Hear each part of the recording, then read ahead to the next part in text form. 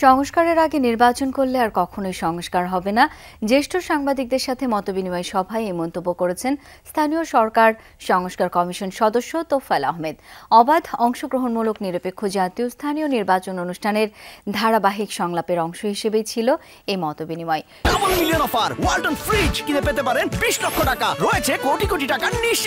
সকাল 10:30টায় আগারগাঁওয়ে নির্বাচন ভবনে শুরু হয় এই সভা, যার সভাপতিত্ব করেছেন সংস্কার কমিশনের সভাপতি ড বদিউল আলম মজুমদার। বিগত 3টি সংসদ নির্বাচন এবং স্থানীয় সরকার নির্বাচনে গণমাধ্যমের অভিজ্ঞতা, চ্যালেঞ্জ ও নির্বাচন কমিশন সংস্কার নিয়ে মতামত দেবেন সিনিয়র সম্পাদকরা।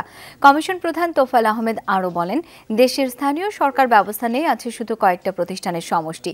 এই কমিশনের কাজ হবে একটা স্থানীয় সরকার ব্যবস্থা দাঁড় করিয়ে দেওয়া। জাতীয় নির্বাচনের আগে স্থানীয় নির্বাচনটা হওয়া উচিত। এর কারণ হচ্ছে স্থানীয় নির্বাচনটা করার কারণে আমাদের নির্বাচন কমিশনের সক্ষমতা বাড়বে, এটা টেস্ট হয়ে যাবে এবং জাতীয় নির্বাচন করার সময় যে সাপোর্ট দরকার হবে স্থানীয় পর্যায়ে, সেটাও একটা এনশিওর হবে।